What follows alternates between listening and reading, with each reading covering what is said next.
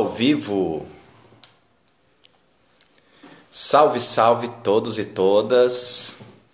Sejam muito bem-vindos. Meu nome é Lenerson Polonini, sou da Companhia Nova de Teatro, coletivo baseado há 19 anos aqui na cidade. Nós também estamos no meio desse processo, de paralisação por conta da Covid-19, assim como milhares de vários coletivos aqui em São Paulo, e colocamos aqui o nosso Instagram como um espaço de debate, de pensamento, de conversas, de diálogos, não é?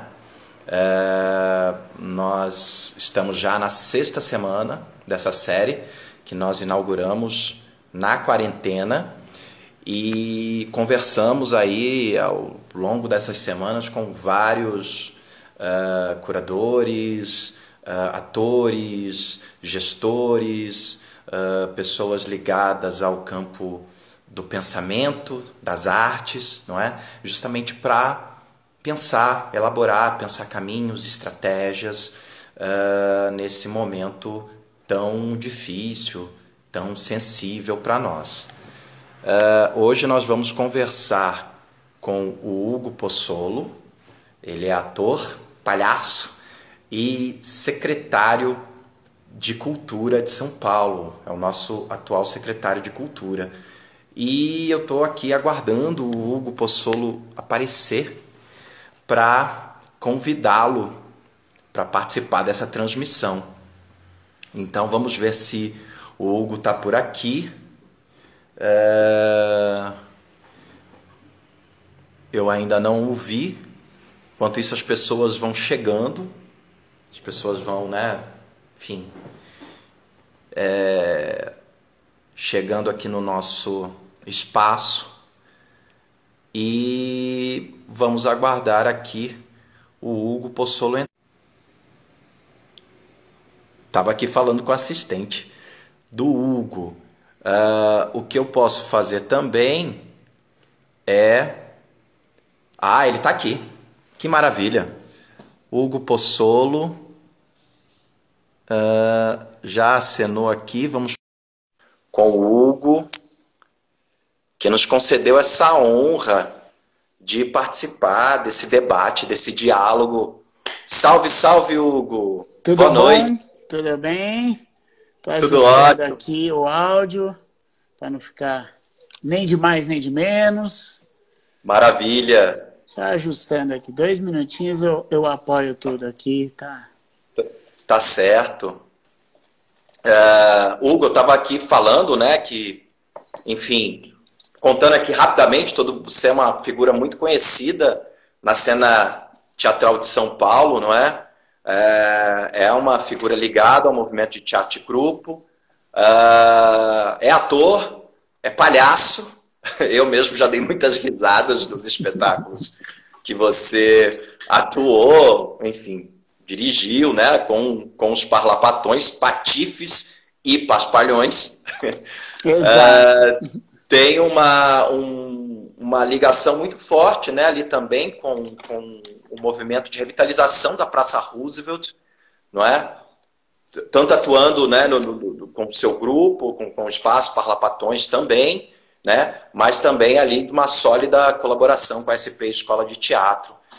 E eu acho que se o teatro, ou as artes aqui em São Paulo precisava de um aliado, eu acho que nós temos agora o melhor aliado, não é? Então eu acho muito, muito simbólico e muito significativo, que você tenha aceitado esse desafio num momento tão difícil, tão sensível, mas que nós, do teatro, estamos acostumados, o tempo todo a lidar com essas adversidades. Então, enfim, obrigado por ter participado.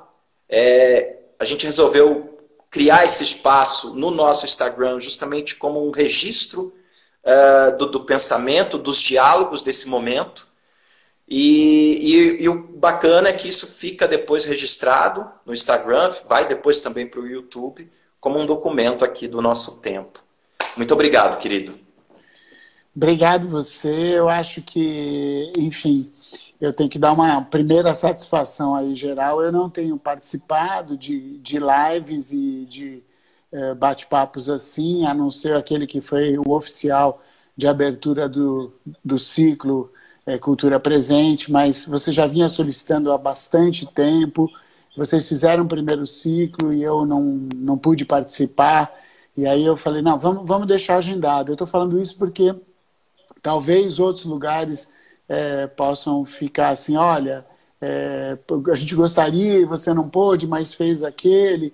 E a minha intenção é poder abrir o diálogo para a maior parte possível que der para atender de toda a nossa classe artística, de toda a população. Eu tenho obrigação na função de gestor público de estar falando e estar atendendo todo mundo, né?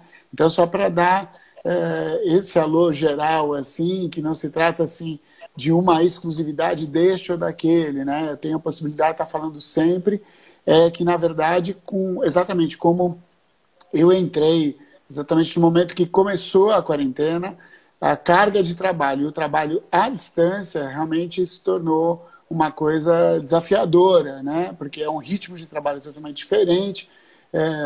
Eu fui indicado pelo secretário interior, o Ale Youssef, numa conversa com o prefeito Bruno Covas, que me convidou, e realmente a gente não esperava por essa situação. A gente teria feito uma transição com maior tranquilidade para que a gente pudesse ver todos os detalhes do funcionamento da própria secretaria, do próprio projeto da gestão, do qual eu sou um continuador, né?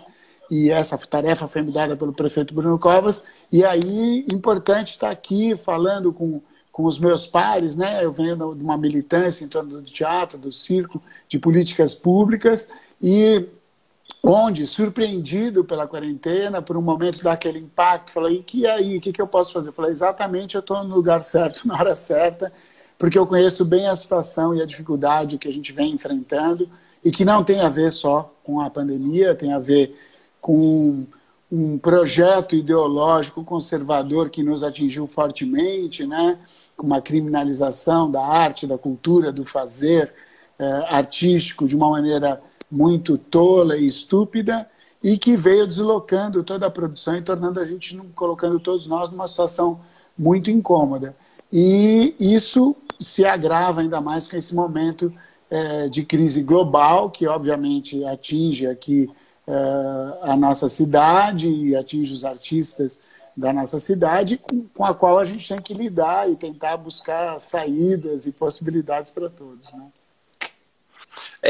Desde o início da quarentena, Hugo, quais foram as medidas e ações tomadas pela Secretaria para minimizar esses impactos da crise, né, para a cadeia produtiva das artes? Olha, né?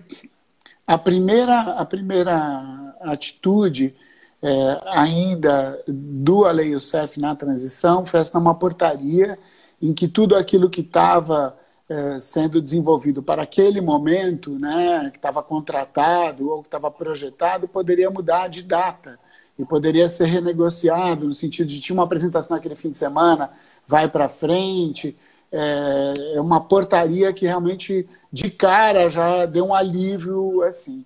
Segundo, a gente teve uma procura de duas grandes empresas que iriam fazer um projeto nas janelas, ou seja, a janela não era a janela só física, mas era a janela do celular, que os artistas pudessem se expressar e com isso receber um cachê e segurar um pouco o impacto econômico disso e ter uma difusão.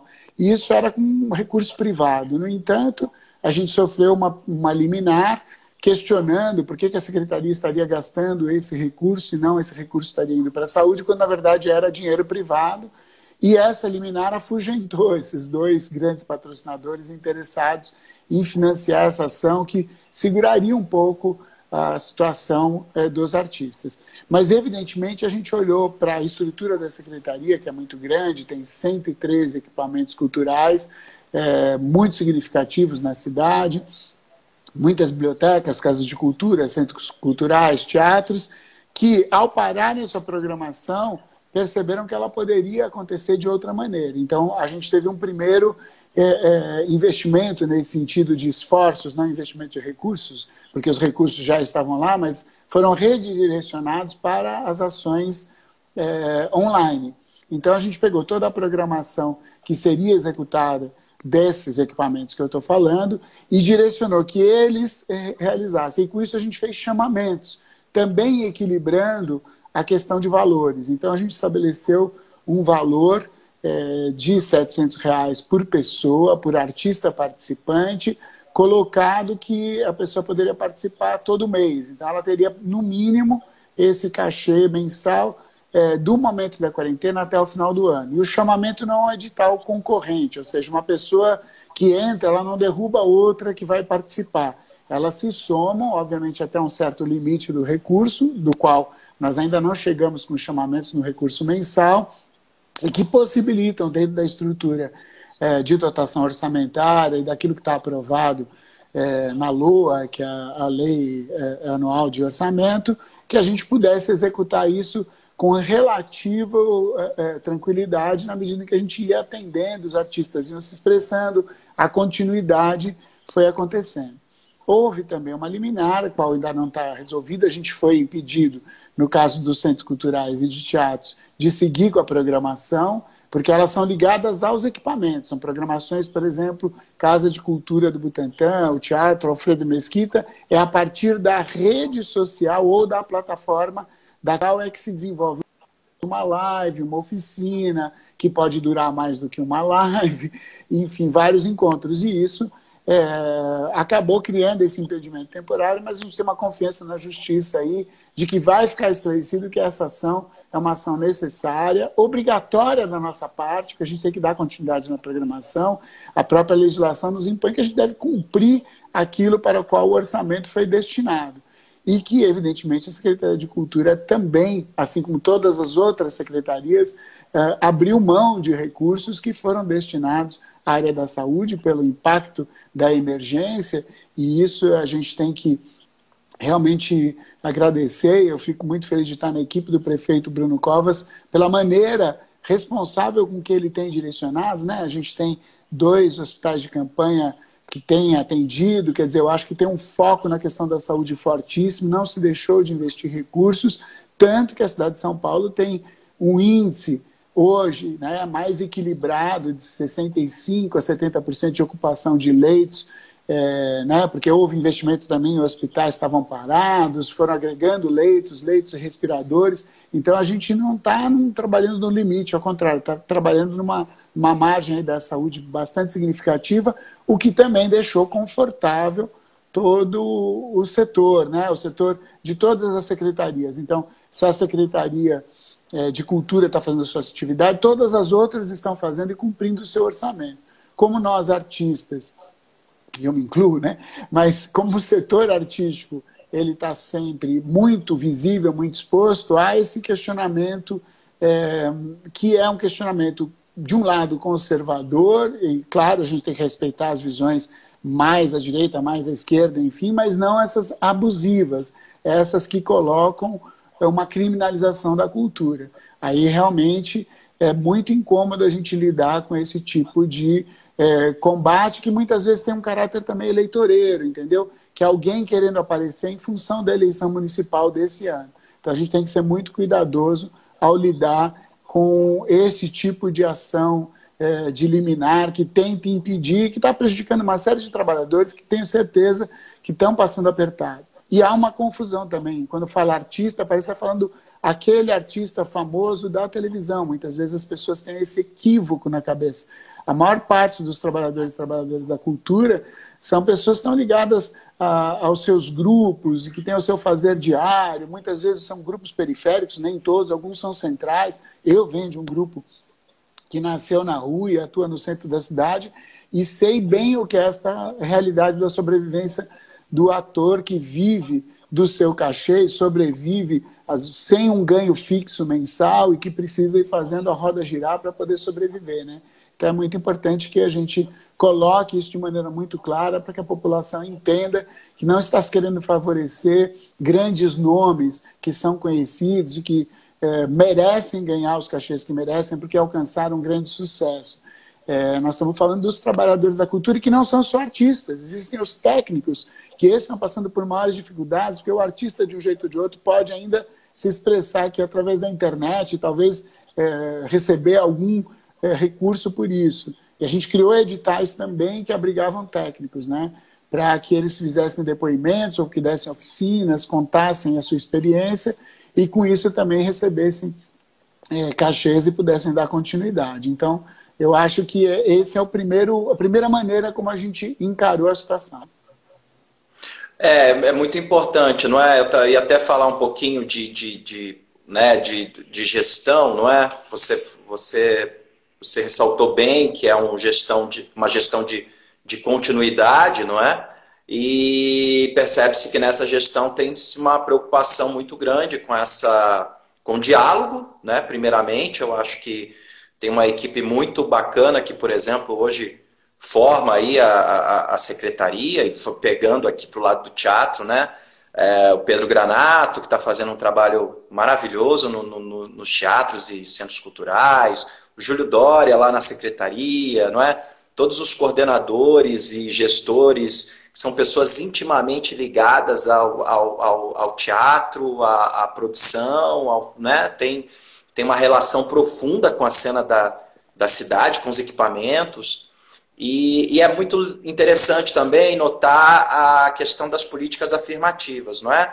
Para a diversidade, para a cultura negra, enfim, para o hip hop, né? Para as periferias. Então isso é bem interessante, é bem visível, não é? Uma questão que a gente estava conversando, Hugo, com o Norberto Carvalho, também a gente conversou com o secretário Saleitão, era sobre a questão da lei Aldir Blanc, né? Que ela é uma lei que foi aprovada, enfim, o Sérgio falou em torno de 260 milhões para o Estado, e aí eu não sei quanto que vem para o município, né? Não sei se você tem esse dado. E com base nisso, eu fiquei pensando assim, olha, o Sérgio ele falou que haveria a possibilidade de uma injeção de recursos para que aumentasse, por exemplo, o número de projetos contemplados no PROAC, né? E o Norberto colocou uma questão muito importante também, que ele falou, olha, tem muitos trabalhadores da cultura que não têm o que comer, que não conseguem pagar os seus aluguéis, honrar com seus compromissos, não é? Eu defendo, por exemplo, isso na fala dele, um voucher emergencial, porque a gente não vai voltar tão cedo nesse lugar, né, da chamada normalidade. Eu queria saber o que você pensa disso, não é? E se você tem já alguma ideia, alguma estratégia de como usar esses recursos que virão para São Paulo. Claro.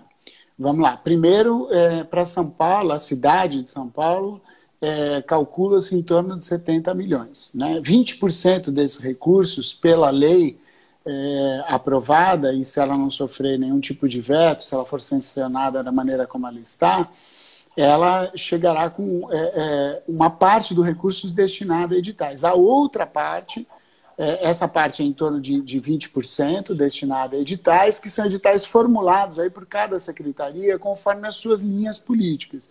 Então, certamente, na Secretaria Municipal de Cultura, a gente já tem um grupo interno no gabinete de programação estudando o que seriam esses editais, para que a gente possa atender pela experiência, né, já obtida, uma maneira da gente responder a isso. E certamente a gente deve montar também uma consulta para os artistas e produtores de como direcionar melhor esse edital. A gente não vai fazer isso de forma autônoma e de cima para baixo, mas sim através do diálogo. Né? E claro, tem os outros 80% desse recurso que são exatamente com esse destino. A lei já determina isso. Ela é para os artistas e para os espaços, né? Importante saber que existe uma série de espaços que não são somente os grandes espaços, também isso é importante dizer e deixar claro, existem espaços de ponta, espaços da periferia, espaços de 50, 100 lugares para atender, seja teatro, dança, show, né? Existem espaços híbridos pelos quais a gente tem que avaliar também. Às vezes é um determinado bar de uma região, mas que ali toda quinta-feira, digamos, acontece um sarau. Então ele tem uma característica comercial, mas ele exerce uma atividade cultural e a gente precisa criar critérios para reconhecer isso e um não eliminar o outro. Claro. Então isso tudo já vem sendo trabalhado, elaborado, e, evidentemente, isso deve ter um bom atendimento. O cálculo de alguns movimentos culturais foram passados para a Secretaria, porque a gente não tem um bom mapeamento, e isso é uma função da Secretaria que a gente está avançando. A gente quer estar criando um observatório para que a gente possa cadastrar artistas e espaços culturais e ter um número consolidado. Há uma estimativa que na cidade de São Paulo a gente tem em torno de 30 mil trabalhadores da cultura, né? É preciso ter cuidado com esse número, porque muitas vezes esses números se misturam com os números da economia criativa. Por exemplo, trabalhadores de rádio, TV, trabalhadores de agência de publicidade, que não cobrem exatamente o campo do que é da Secretaria de Cultura, né? Eles estariam na área de comunicações. Então a gente precisa ter um certo cuidado e apurar quem são esses profissionais. Isso não estou dizendo que profissionais dessa área também não necessitem de recursos, mas é importante que cada um esteja atuando na sua própria área. Então é importante a gente ter um olhar sobre isso, então a gente quer, nesse observatório, colher dados. Óbvio, a gente não vai colher esses dados a tempo de ter todos os dados de tudo que aconteceu, mas o quanto antes a gente fizer, a maior quantidade a gente vai ter. A gente já tem, evidentemente, a quantidade de empresas e pessoas físicas que foram contratadas pela Secretaria nos últimos anos, tem a virada cultural, tem uma experiência que já está estabelecida e, evidentemente, existem as entidades representativas, sindicatos, cooperativas, que acabam também representando uma grande maneira da gente poder observar quem são esses profissionais da cultura que terão o direito a esse recurso direto. A gente está estudando os mecanismos também para que isso possa chegar o mais rapidamente, que não entre num processo muito complicado nem muito burocrático, né? Porque também o recurso vindo do governo federal, ele demora para chegar e depois não pode demorar para sair. Então a gente precisa buscar a maneira de agilizar isso. E, por fim, a gente tem que direcionar também para os espaços. É importante dizer que para os espaços, a gente de cara também, entre as ações que a gente fez, além dos chamamentos para artistas, a gente, ouvindo os movimentos, tinha uma estimativa de 300 a 400 espaços nessas características de espaços menores, não estou falando dos grandes espaços. Espaços até 100 lugares, digamos, isso é uma estimativa, também não é um número rígido. Pode ser um espaço de 120, né? Só para a gente ter uma média.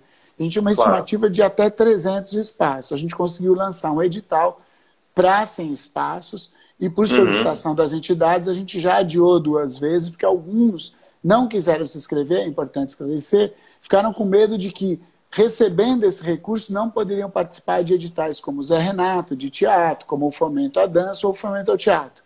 No caso desse de espaços, não, ele é cumulativo. Então, se você ganhar para o espaço, você não perde a possibilidade de concorrer aos outros editais, né? Porque nos outros editais existe essa regra. Se você ganha o edital do Zé Renato, você não pode concorrer ao Fomento, porque isso é uma possibilidade de distribuição melhor desse recurso, né? Então isso é importante, porque muita gente ficou preocupada e tem um artigo muito claro nesse edital de espaço. Então, a gente está dando aí 100 prêmios, entre prêmios de 8 mil e 12 mil. Por quê? A gente ouviu os movimentos culturais, inclusive manifestações na subcomissão da Câmara, em que solicitavam por pelo menos 3 meses um recurso para a manutenção desses espaços de cerca de 3 mil reais. A gente conseguiu fazer uma média, prêmios de 8 mil para espaços menores e de 12 mil para espaços um pouquinho maiores, para tentar equilibrar esta conta, né? E a comissão também tem a possibilidade de, se você se insere numa categoria, mas a outra categoria não está coberta, a comissão pode remanejar, isso já está em artigo também do edital, então facilita bastante. Eu acredito que a gente chegou num formato bastante interessante desse edital. Eu acredito que atendendo sem espaço, a gente não resolve o problema de 300, mas a gente resolve o problema de uma parte, enquanto a gente vai buscando soluções e também aguardando que seja sancionado esse recurso federal, porque ele cobre realmente boa parte daquilo que nós podemos executar, sem que a gente tenha que remanejar os recursos de dotação que já existem na Secretaria, porque qualquer remanejamento nesse momento pode sofrer liminar e pode nos impedir de dar esse recurso da maneira como a gente gostaria de destinar. É importante, né, dizer que é um edital emergencial, né?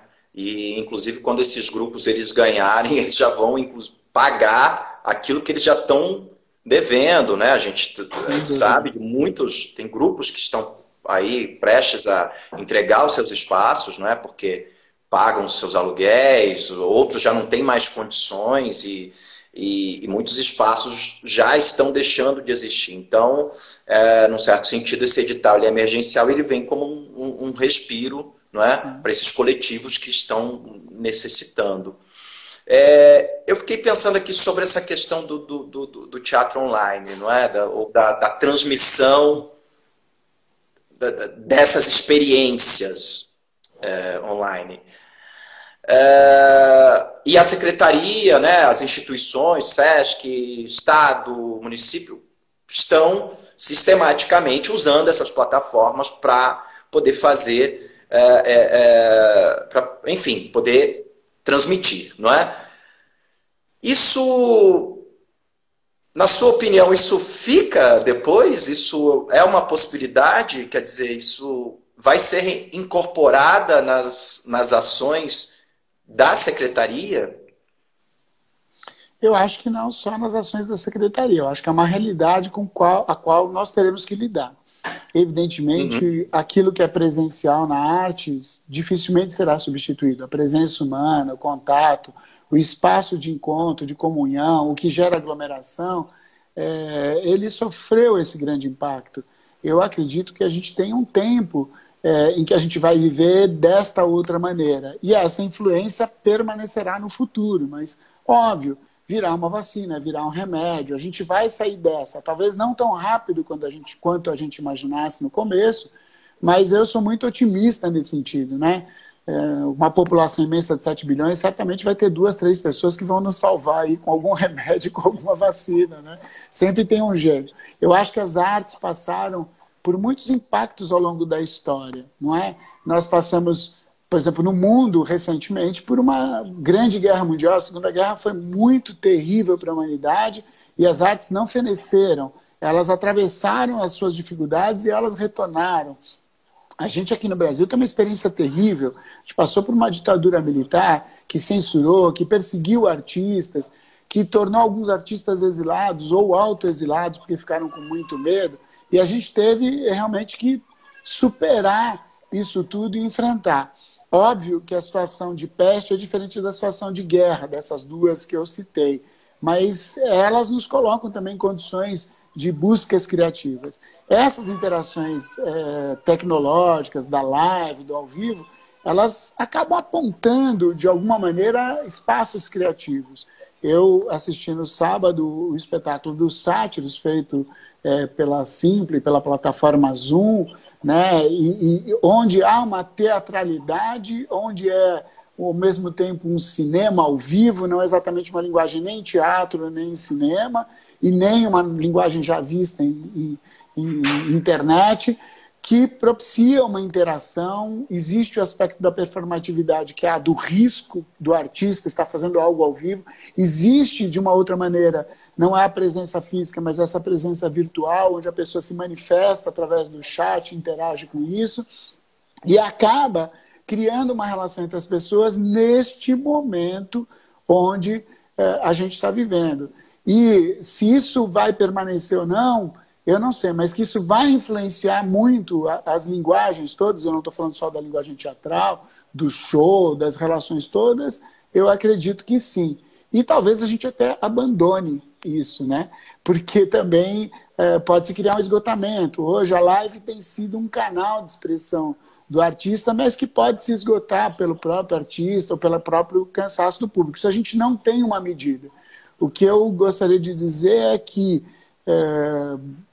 há uma necessidade das pessoas se expressarem, uma necessidade das pessoas ouvirem a expressão do outro, porque essa é a necessidade da arte. A troca dos valores subjetivos, a troca do valor simbólico, a ressignificação e o questionamento através de imagens, de figuras de linguagem, sejam metafóricas, hiperbólicas, que nos toquem, de alguma maneira, a mente e o coração, e que a gente transcende, não da maneira religiosa, mas da maneira mais profana, de interação social.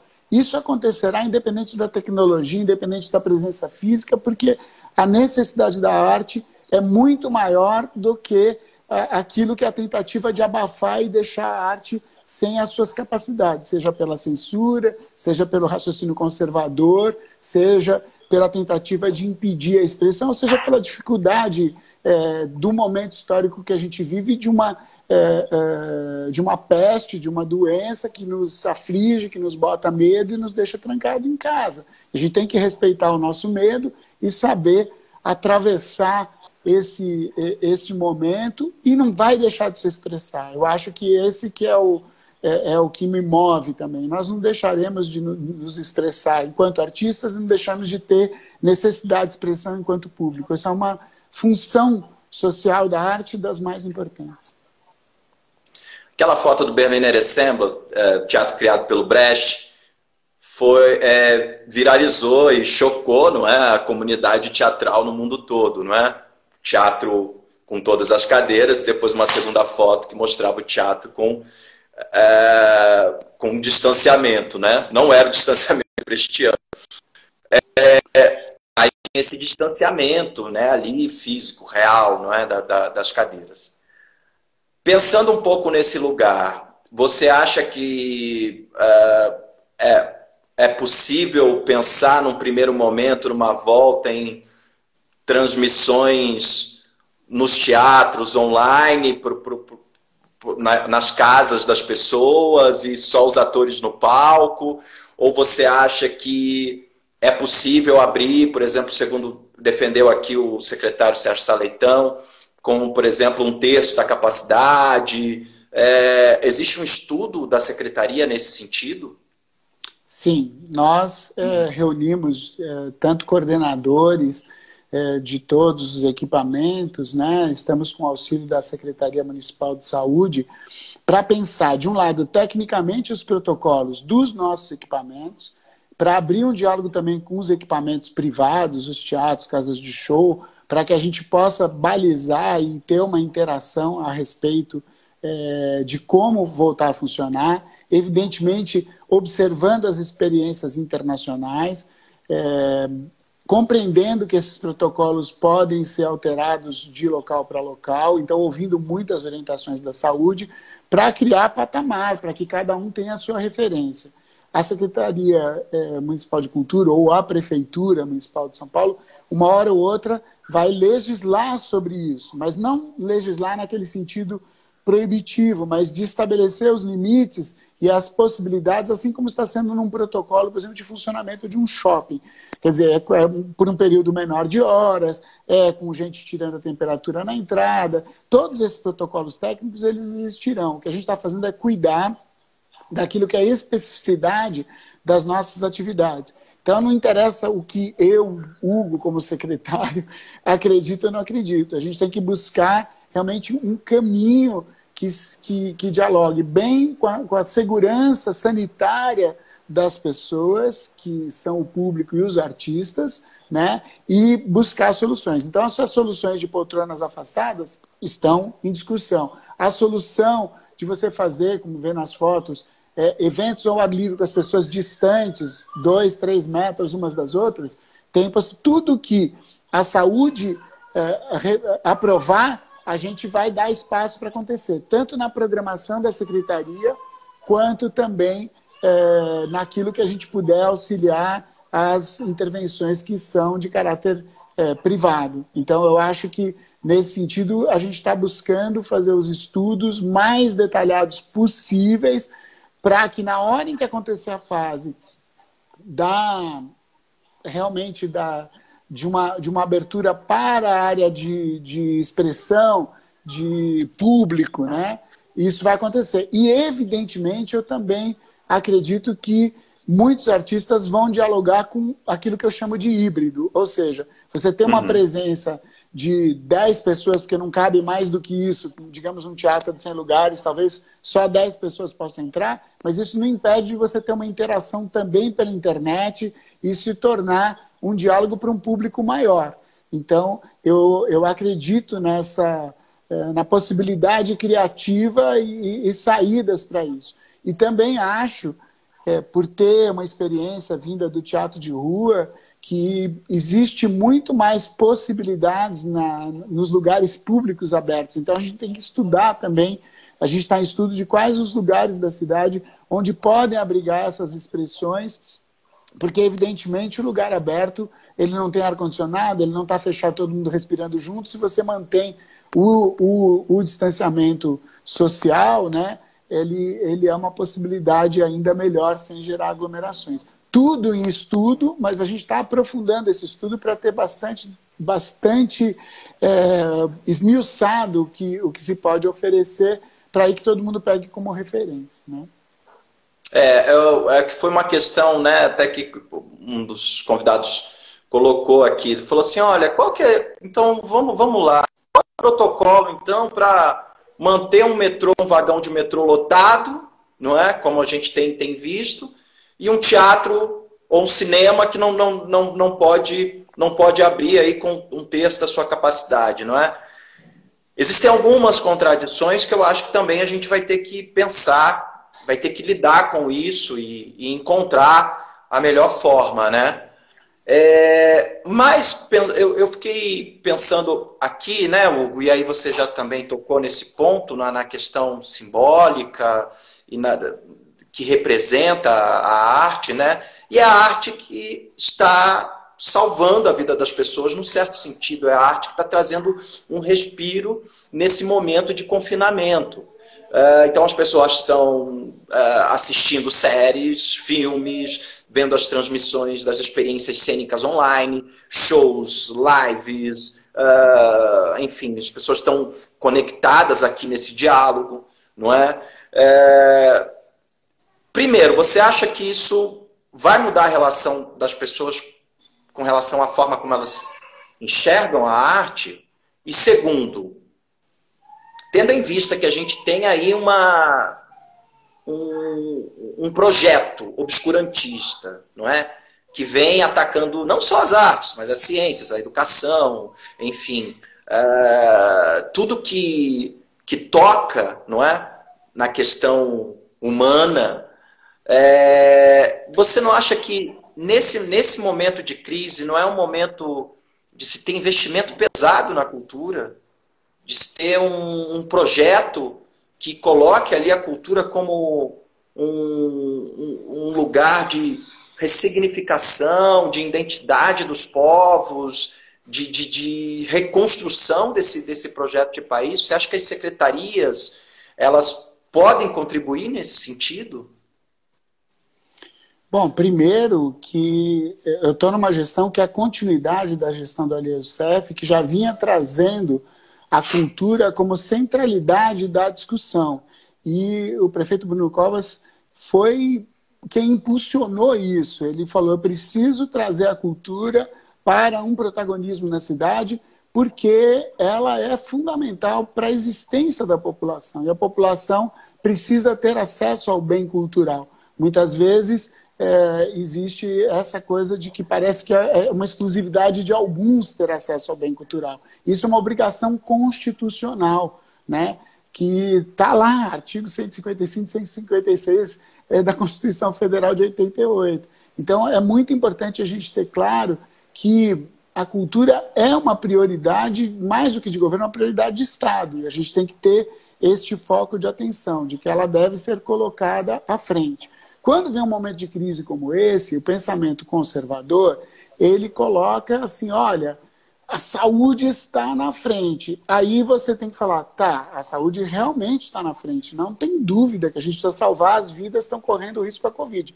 Mas a saúde das pessoas você salva também na sua sanidade. Você ficar em quarentena, sem acesso à arte, por exemplo, faz muito mal para a população. Já não é fácil você ficar isolado um mês, 2 meses, 90 dias. Isso cria uma instabilidade. Então, no mundo inteiro se produziram textos e conteúdos explicando a necessidade da presença da arte na vida das pessoas, porque elas ganham o espaço do imaginário, o espaço da reflexão, o espaço de mudança de ângulo para enfrentar o problema, né? Tudo isso coloca a gente diante da dificuldade da saúde com maior sanidade, a sanidade mental e a disposição para enfrentar este momento de crise.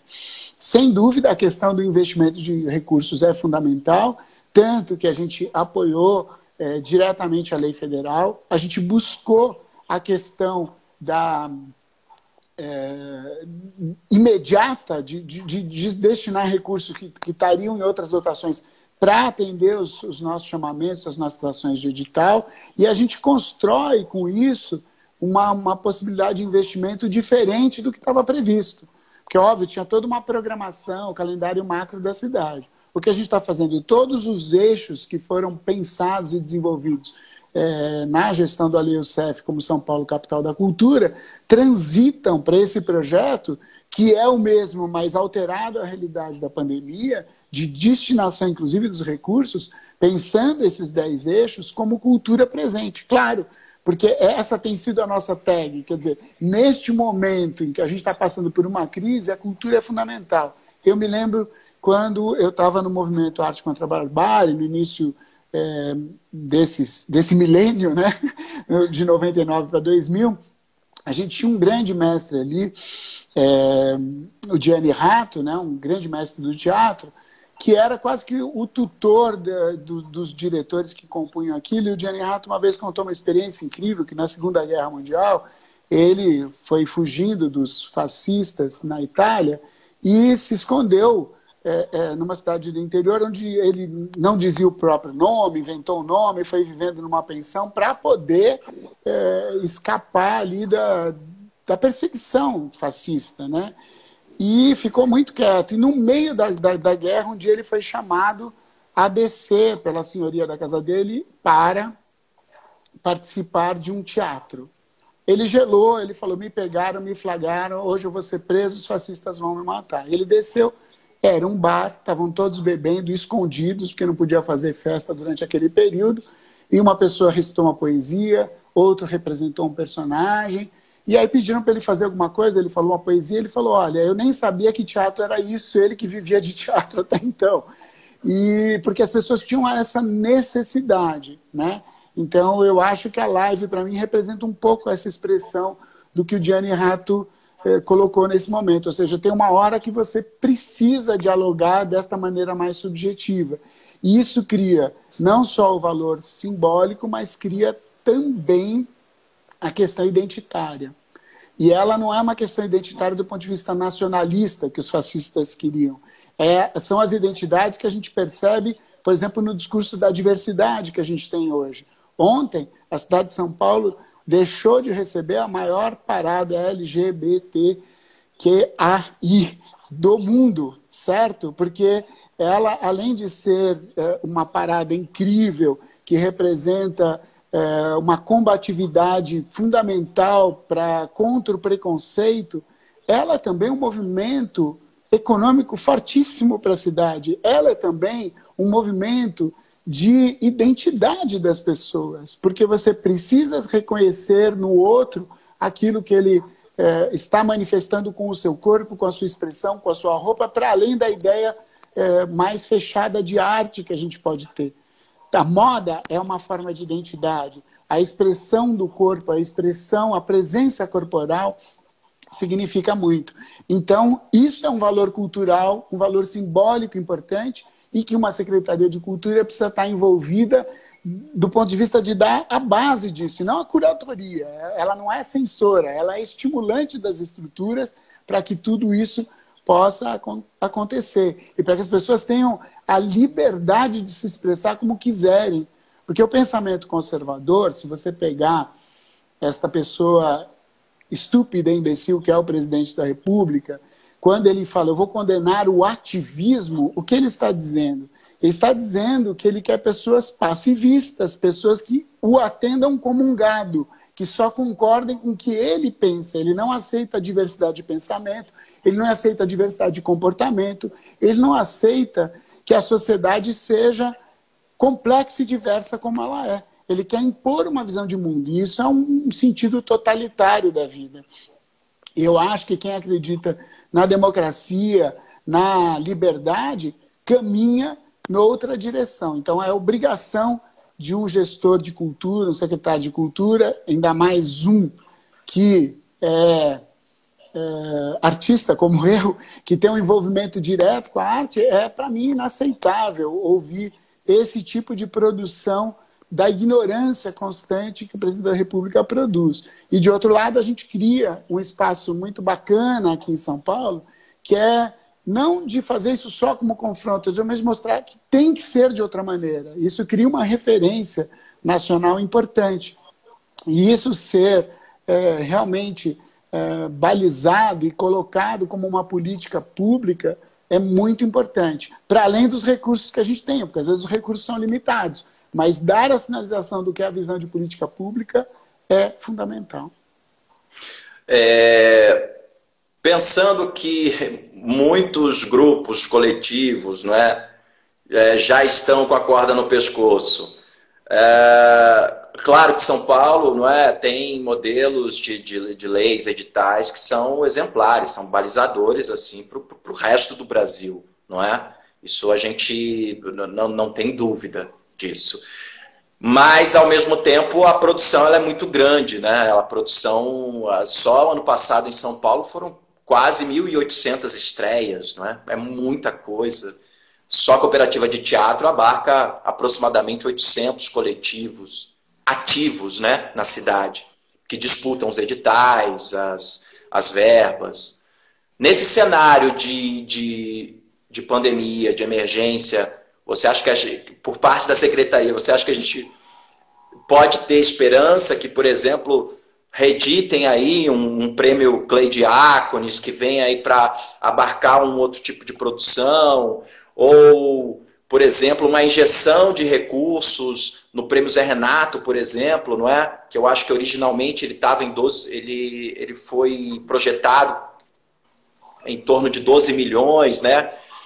Enfim, mas eu acho que ele não chegou ainda nessa faixa, por questões orçamentárias, eu acho. Mas você acha que há essa possibilidade, Hugo, de se trabalhar nesse sentido para que se aumente os recursos, para que se aumente a possibilidade de contemplar um número maior de produções? Porque muitos coletivos vão precisar nesse momento, né? Primeira coisa que eu acho que é muito importante, de cara, a gente abriu o diálogo diante da situação emergencial, da gente manter todos os projetos de fomento, seja fomento à periferia, culturas negras, fomento ao teatro, dança, prêmios Zé Renato. E que é coisa pra caramba, né? E houve por parte da classe, às vezes, o questionamento: por que não pega esse prêmio e divide para vários e tal?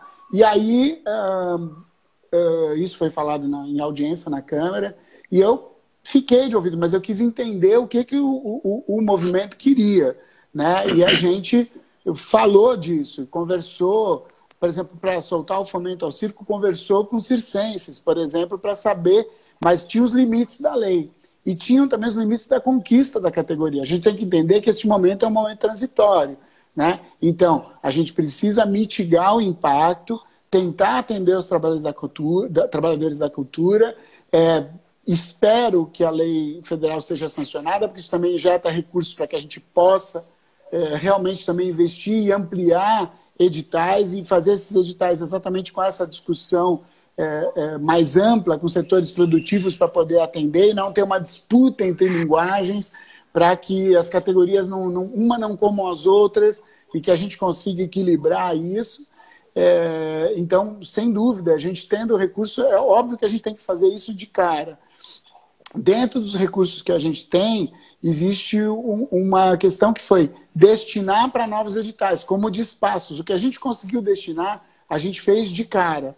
Então, evidentemente, com qualquer oportunidade que surgir, a gente vai trabalhar nesse sentido. Os recursos são pequenos. Se a gente recebe o recurso federal, isso equilibra demais as possibilidades. E o que a gente está querendo também é tentar antecipar, porque alguns desses editais de fomentos, eles têm uma previsão, por exemplo, no meio do ano, que a gente quer trazer logo o fomento ao teatro, logo o Zé Renato, para que, de uma maneira ou de outra, como alguns serão atingidos por isso, eles já possam fazer a roda ir girando, porque ficou tudo parado. Então a gente precisa de uma parte ser acionada, porque isso também vai equilibrando um pouco o jogo do funcionamento econômico da nossa área. A gente tem que pensar nisso. Tem que atender as pontas, que é emergencial, mas, ao mesmo tempo, pensar estruturas que possam fazer a roda girar. Pessoas que geram trabalho para os outros, as maiores empresas, de que maneira elas podem ter uma saída para também contratar pessoas e ter trabalhadores da cultura contratados, não só aqueles que têm o ímpeto empreendedor de grupo, de fazer acontecer. Então, é uma fórmula que a gente deve equilibrar. Mas é importante dizer que a gente consultou se deveria ou não fazer dessa maneira, pegar um prêmio Zé Renato e subdividir. E a resposta que a gente tem das entidades representativas é que era melhor não mexer com essa conquista histórica e buscar apoio, tanto na lei federal quanto na lei estadual, se ela existir. A gente tem discutido também com a Câmara, que já passou em alguns estágios, tem mais de um projeto sendo desenvolvido na Câmara nesse sentido, que nos possibilitaria fazer algum tipo de atendimento sem contrapartida e sem o regulatório todo de leis que a gente tem. Porque a dificuldade também se dá, houve um questionamento que é assim, olha, está muito difícil me inscrever ali num determinado chamamento por causa da documentação. Toda a documentação que o município puder facilitar, ele facilita. O que é difícil é que existem exigências federais de documentação. Então, essas leis também impedem facilitar. E, óbvio, são leis muito importantes para que não haja um mal feito com recurso público.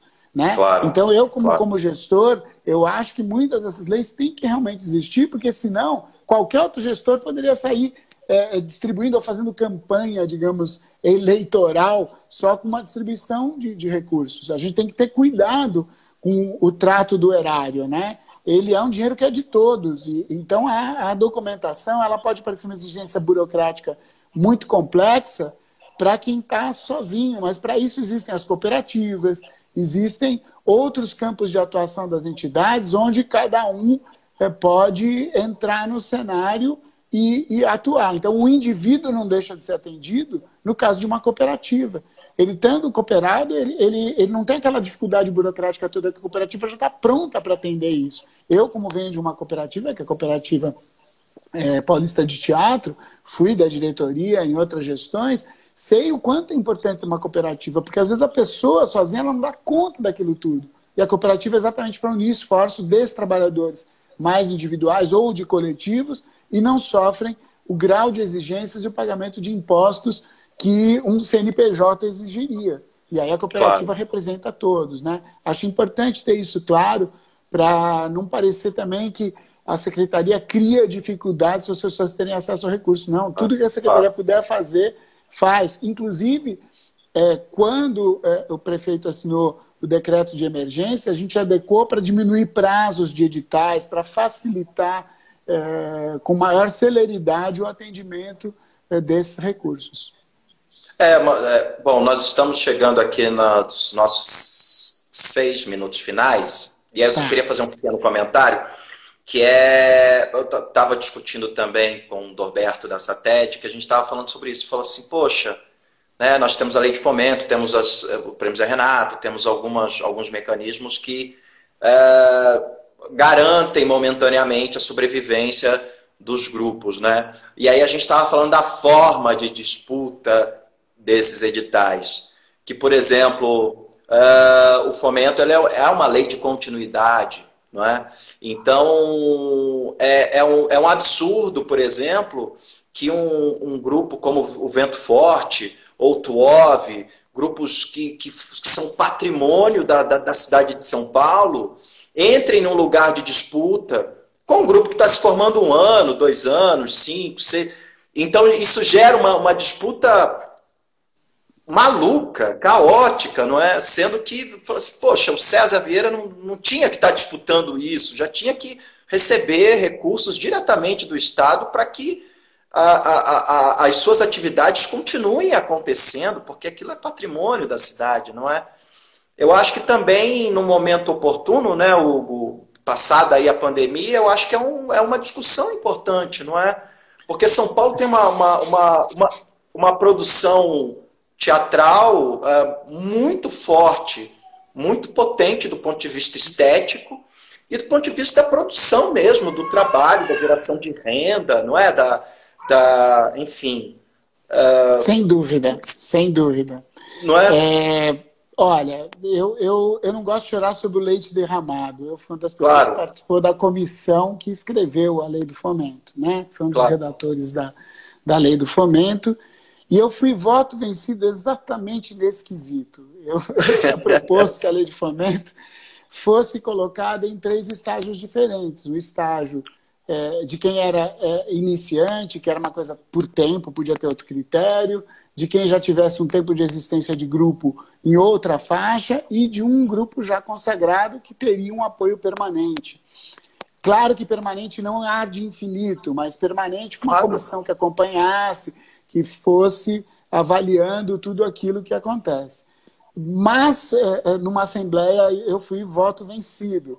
Mais tarde, a gente tentou trazer essa discussão e achou que fragilizaria demais recolocar essa discussão em cima de uma lei que já está consagrada e que criou referência para outras leis. A gente tem fomento à periferia, a gente tem fomento à dança, a gente tem fomento ao circo. Sim. A gente tem, né, vários tipos de fomento, porque esta lei balizou o resto, criou uma referência. Então, realmente querer transformá-la num momento talvez inseguro, que não se tivesse segurança de que na Câmara isso teria uma validade, né? Então, naquele momento em que eu estava nessa discussão, não estava aqui como gestor, todo mundo achou arriscado.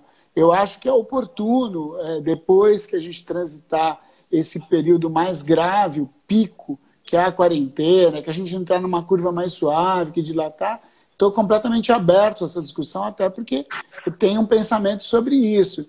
Mas eu não quero mexer também de uma maneira de cima para baixo, que seria autoritária da minha parte, sem discutir com a categoria. Eu acho que a gente tem que discutir todas as possibilidades. Nós, artistas, eu me incluo nisso, né? Eu não sou esquizofrênico, quer dizer, eu sou artista e sou secretário, né? Mas muitas vezes eu acho que a gente expressa uma quantidade de opiniões num volume muito grande e acaba não tendo um encontro comum, né, de equilíbrio dessas proposições. Haja visto a discussão que eu acompanhei de perto sobre o fomento ao circo, que gerou uma série de equívocos na própria lei. Ela ficou com grandes dificuldades. Agora, para executá-la, eu vejo como ela tem dificuldades e ela é limitada para atender a própria produção, né? Então, é importante que a gente tenha discussões um pouco mais aprofundadas, crie parâmetros e equilíbrio entre a categoria para que ela não se engula nos seus setores. Eu acho que um grupo iniciante tem tanto o direito de ganhar o fomento quanto um grupo consagrado.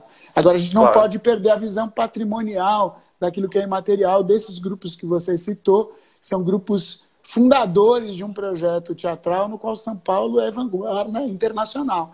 Viajei diversos festivais internacionais, eu vou comparando e falo, nossa produção na cidade de São Paulo, ela é realmente muito de ponta, muito avançada, e ela é requisitada pelos festivais internacionais. Então, realmente, a gente tem que salvaguardar isso tudo num pacote só, não é fácil. Bom, nós estamos chegando aqui no nosso minuto final. Eu queria demais agradecer a tua disponibilidade, Hugo, para esse diálogo. Eu acho que é um momento importante, é uma conversa pública que vai ficar aqui disponível para quem quiser acessar depois. Quero parabenizar o seu trabalho frente à Secretaria Municipal de Cultura. Acho que você é um grande aliado do movimento das artes em São Paulo, de um projeto importante que coloca aí a cultura no centro, né, do debate. E isso é muito importante assim, para nós, se ver representado, numa figura ligada aos movimentos de arte. Obrigado. Bom, Obrigado a você, Lenilson. Obrigado a sua companhia. Obrigado a todos que acompanharam e aqueles que vão ver depois, que é importante.